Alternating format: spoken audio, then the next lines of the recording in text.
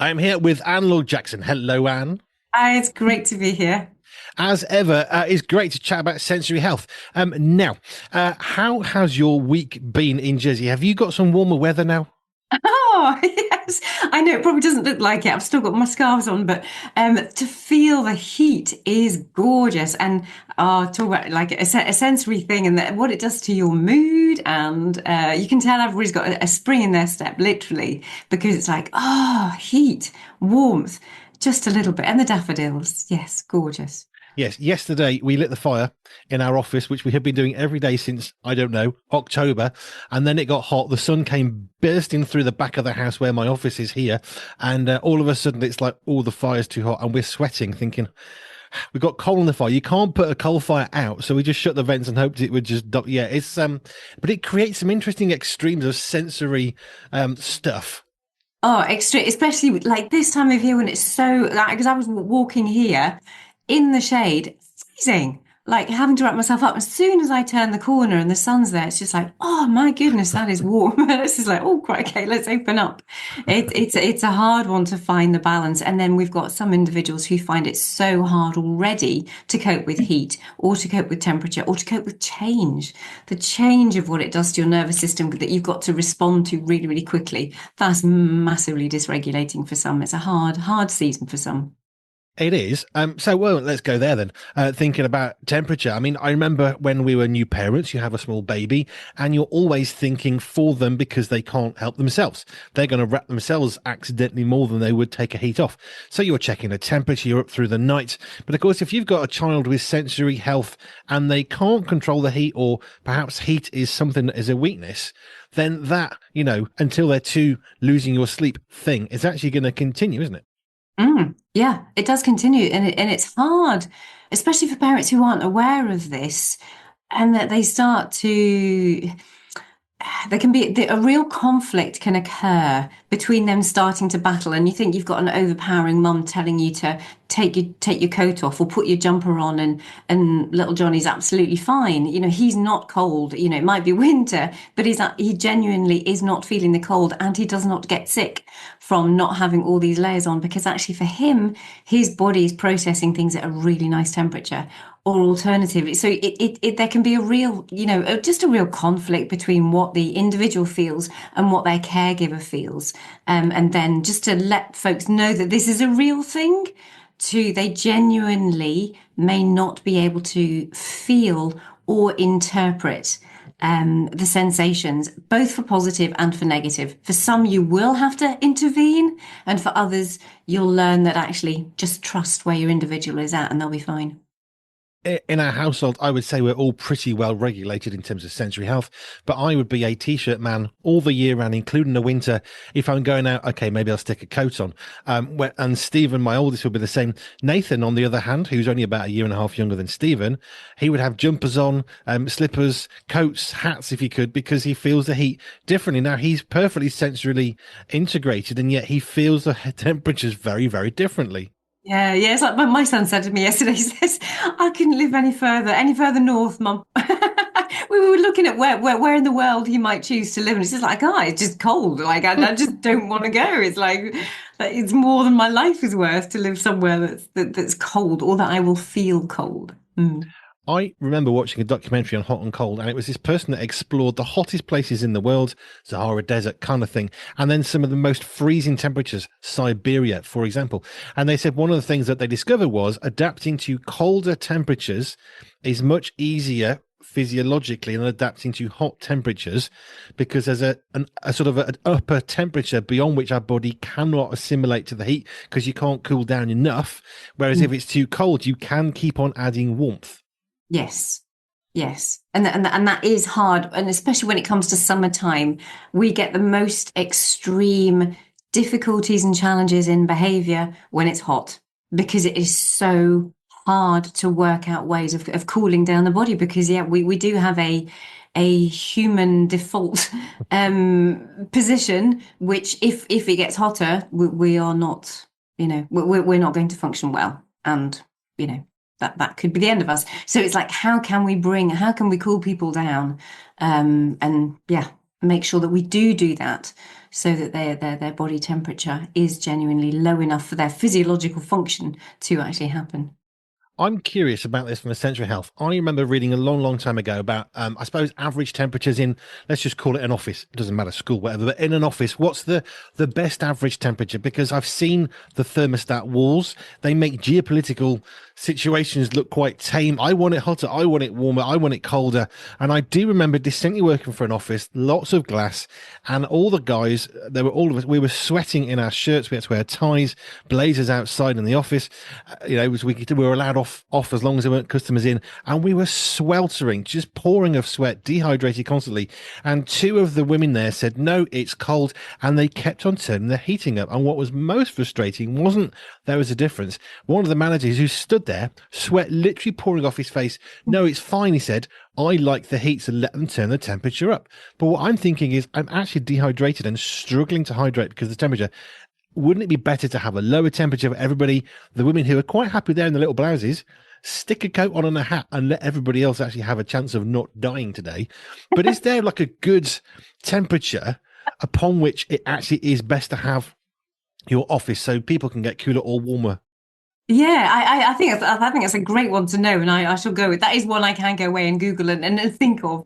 I know typically between 18 and 21 is a rough guideline, but absolutely I would be more let's go on the side of cool, A, because it's more helpful for concentration, but also, I mean, if you are wearing just one layer, it's not hard to put another. If you get to the point where you're wearing coats and hats, yeah, not great.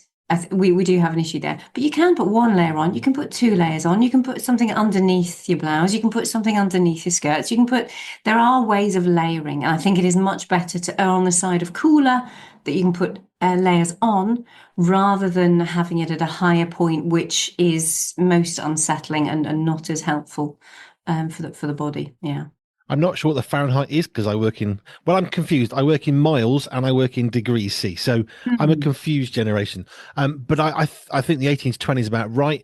I remember as a household, we tend to err towards 18, 18.5.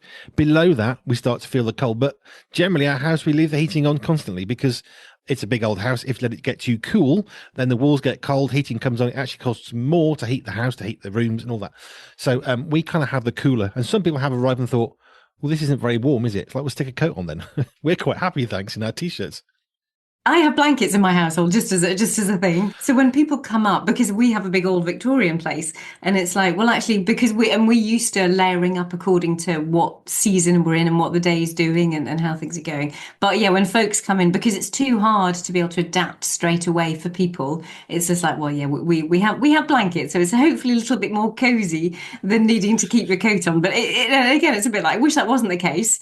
And I know that my boys are growing up thinking it will be luxury to live in a house with central heating. It's it's a funny old thing, that one. But yes. Central heating is only quite new, though, really. Our ability to cope in colder environments is quite normal. Mm. It's not that weird. And my centre, excuse me, the center that I have, I've set the temperature at 16 so that for those, because when you're active, you are, and people are swinging, they're climbing on things, they're in ball pits, we're doing exercises so that the muscles are working and therefore they're generating heat. So I don't want my littlies or my big people to be overheating in a place like that, which I know can be more dysregulating. So I am aware and I do say to the parents, please do layer up because the parents are the ones who are still. And if you're sitting in a place that's only 16 degrees, that isn't so comfortable. So no, I don't have blankets there actually, but there is a please be aware that we have a set temperature, exactly the same thing. Also because anybody can come in any time of day or night because of people that are up during the night. And for the sake of the neighbours, it's better to go out somewhere where they can be safe and where you can just have some time out and then go back to the household after. But it is kept at a constant temperature. And hopefully then it won't be too hot when the summer comes because it gets hot here in the summer. I mean, I'm a little bit past the ball pit stage. I mean, I'm nearly 50. My kids are definitely past the ball pit stage. But I remember going, and we'd be cold with a coat and a cup of tea, and they'd be sweating, just pouring off them in this fairly cold environment. Basically, no heating because why would they bother? And it's an old warehouse normally, and they'd be finishing sweating. And you walk out into the winter, and you're thinking, "Oh, I'll wrap up warm," and they're like, "Oh, finally cooling down again," because they're too hot. But that is literally um, regulating their temperature, isn't it? Yeah, yeah, totally. Which isn't that weird, but it looks odd. Yeah. Here's another one that I remember. So I remember going to Guernsey, not far from Jersey, on a holiday, and my oldest son, I'm not going to embarrass him too much, but he had these little Tigger feet, from the Winnie the Pooh series, little slippers, because he was quite young, was a year and a half, a year old or something. But there was another child we kept bumping into who always had no socks and no shoes. And the parents, when people got into conversation, they'd say, "Look, we know they've not got socks on. We know it's cold. We don't put them on because we can't keep them on. Unless we physically sew them onto their feet, those socks and shoes are coming off." And they were lovely. And the child was perfectly happy, but hated stuff on their feet. Always one of mine. That's what my boys say. Oh, one of yours, Mum. It's yeah, that's definitely one of the areas of tactile of his tactile processing that we would want to look at. And then if I see that and if I know that and if I hear that that is so common in my world, it's like, oh, could I, what are they like with the tags in their clothes, or what are they like getting their hair cut, or how was toothbrushing when they were growing up? And you can just open the conversation to other things. And do they come to hugs on their own terms, or will they let you approach them? All of these little kind of telltales that there might be something more going on in their tactile processing. Gloves, baby gloves, or mitts. I remember this was another one.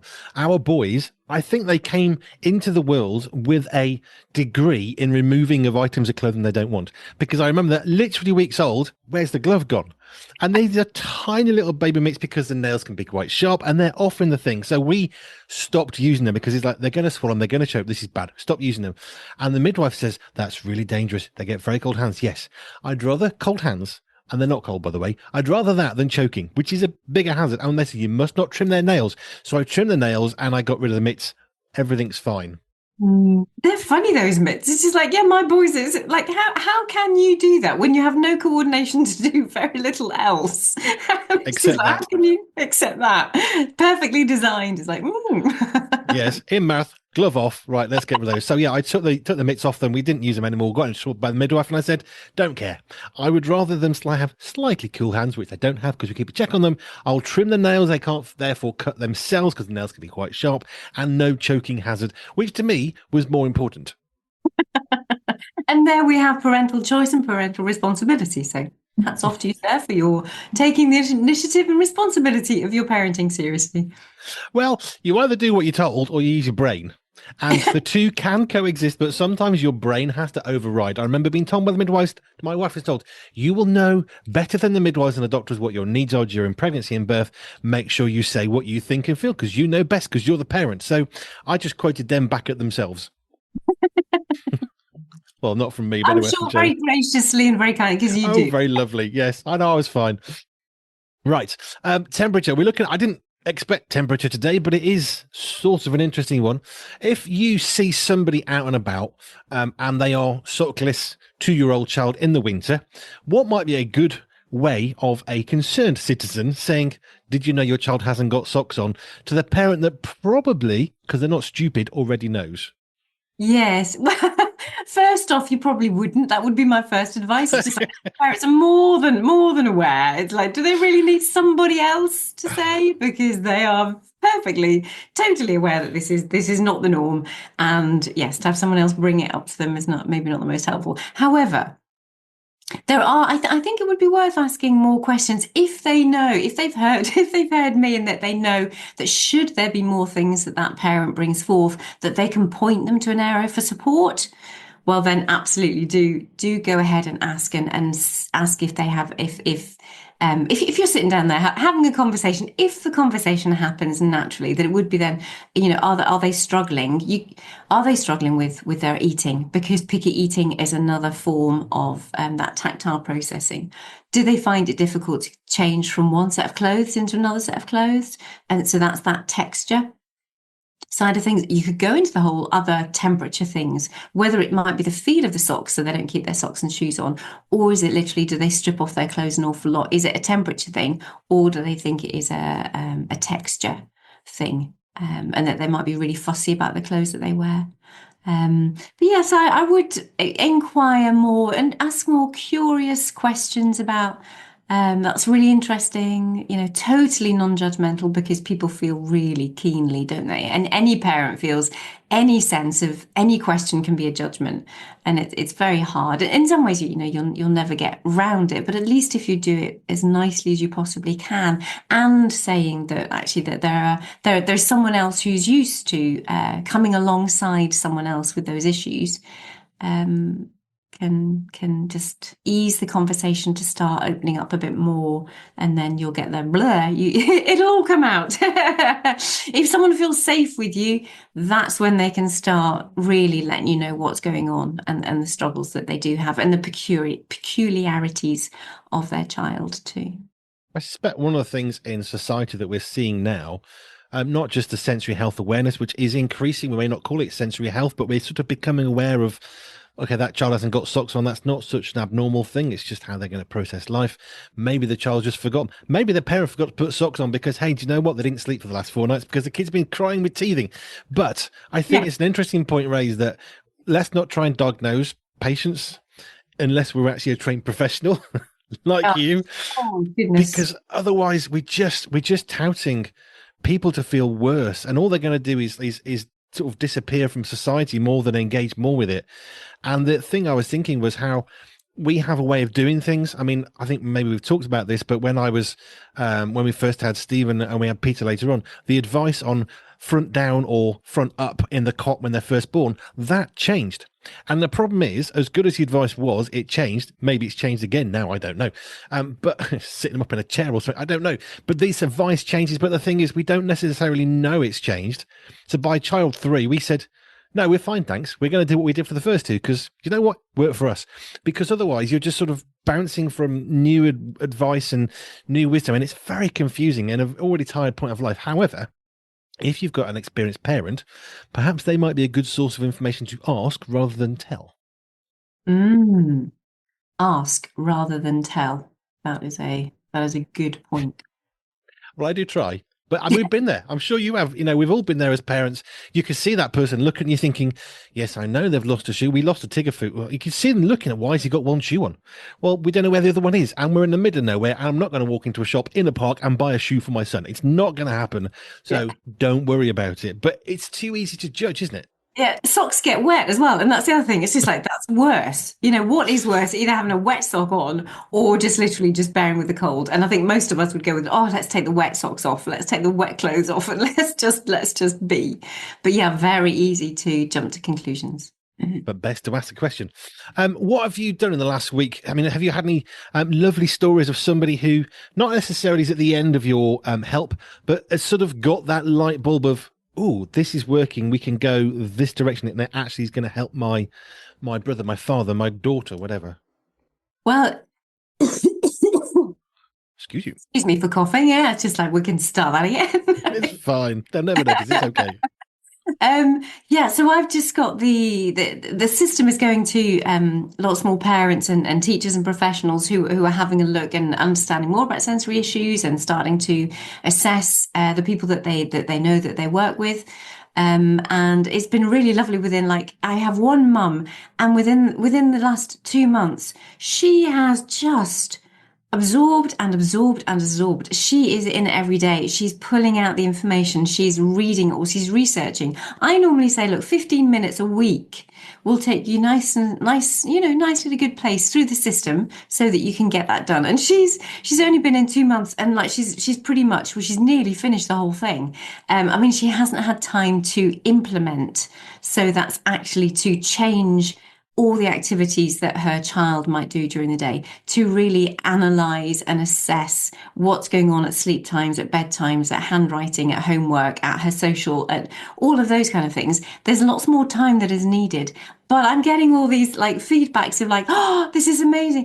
Oh, this makes so much sense. And I'm so glad I'm doing this. And thank you so much for putting this on. And so I don't have a specific, because I don't have the specifics back, but I was just so encouraged yesterday. I opened up another feedback, and it's another, oh, another really positive. And it's just like, even if one person, just one person at a time sees something, sees how it connects, empowers them, builds their confidence, helps them to understand their little one or their young person or someone that they're working with so much more, then I'm so happy. That's what this is all there for.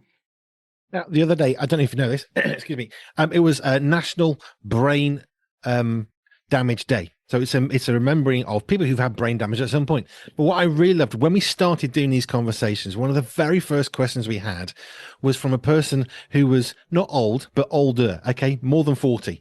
And that was one of the first questions. And it was to do with sensory health, because I love how sensory health is not just an issue for children or for toddlers or for teenagers. Actually, we all have issues with our sensory health. As we get older, our sensory health is going to change.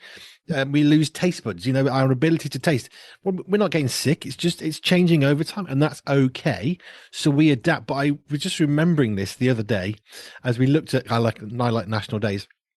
But remembering one of our first questions was someone, not a young person, not that they're old, being very clear, because he's my friend. But yes, they were older, and actually they were remembering that question of, when you have brain surgery, it's going to cause damage, and actually it's going to affect our ability to remember stuff, which is not an issue of forgetfulness, but the ability to retain information and recall it easily. Mm. Which I is can't remember specifically what it was, but I do no, remember thinking this is great. Just coming at it from a different angle right from the get-go. yeah. Yeah.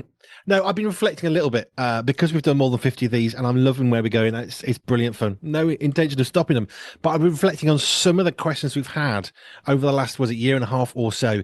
That was one that came up. And another one was how sensory health can help with people with dementia by using their senses selectively in order to help them remember. There's so much more work with dementia and that season when you've kind of like you grow through and what you have, the senses are so precious at the end of life. When other things start to disappear off, what you are left with are the senses in their revised way of being, but they are really precious, and especially so when it connects back to who they are, remembering who they are, remembering their experiences, and being able to bring that forth and bring it out, and also to help decrease agitation. That's also a biggie later in life. As we think about sensory health, when we've covered quite a lot of topics, and I love the variety of the people that we are able effectively to help. But what can we all do this weekend to, I suppose, feed positively and healthily our own sensory health? We often think about our mental health, take half an hour for quiet, and that's brilliant. But what can we do for our sensory health specifically this weekend? Yes. Well, this would be really good actually. I yesterday went for a walk. Now that doesn't sound terribly exciting, does it? But it was a specific let's walk in nature, and it is genuinely look at the flowers. I think I am really loving the fact that the daffodils are just coming out in Jersey anyway, Yep, or here have been too. out for a few weeks. Okay, there you go. And so it's find those little things, whether it be wherever you are, what is happening in nature at the moment, and just pay attention, and enjoy the visual, then enjoy the smell. If you can go up to a plant or something and then just focus, enjoy those smells, get out in the fresh air, wrap up if it's cold, remove if it's warm, but just enjoy those basic senses of movement, sight, smells, and maybe you might be listening to something at the same time, you might be chewing, you might want to go for a picnic and just sit and settle and rest. 5 minutes, 10 minutes. Go for a walk for 45 minutes, really get your proprioceptive system engaged. Go for a run if you really want that, and get your internal proprioceptors and your lungs really going for it too. So, yeah, I would definitely just do something outside for 5-10 minutes minimum this weekend. If I was smelling the flowers to appreciate them on Jersey, you would hear my reaction to that particular one. Me and smelling flowers, I love the smell, my body doesn't. Oh, there you go. So find your sensory thumbprint and do that accordingly. I'm telling you Yes. what mine is, yeah. I love the scent of them, but if I get too close, then the scent overwhelms me and I just start sneezing and wheezing. And it's more of probably a physical reaction, I guess. But yeah, I can't, I love the smell of flowers. They're beautiful. But if I get too close and too much in one go, that intensity, you'd hear me in Jersey. There you go. Complicated chap. Right. Sensory health. Is a multifaceted thing. It's wonderful if it works well, and if it doesn't work well, it's not so wonderful. But there are things we can do, and people like Anne Laure Jackson in particular can help you. If people want to know more, couple of takeaways from me for this one. Andy B says, "Ask, don't tell. If you're seeing somebody with something, please don't diagnose them, unless you're a trained professional. Leave it to people like Anne Laure Jackson to do that, who probably wouldn't do that in passing." But if you want to know more, to connect with Anne and the sensory thumbprint which she operates, which might tell you don't sniff a flower up close because you'll sneeze and cough and wheeze, then you can go to our website, pure247radio.org, pure247radio.org/ALJ, and you can connect with Anne Laure Jackson for all that she does. Thank you, Anne. Wonderful. Thank you. See you next time. Bye for now. Pure Media, the magazine, is hand perfected with some of the finest writers from around the world that we could find. And yes, Andy B too. New editions are released just for you on the first Friday of every month, from our family to your family. Pure Media, the magazine, is available now. Sign up for free at puremediafamily.com/magazine.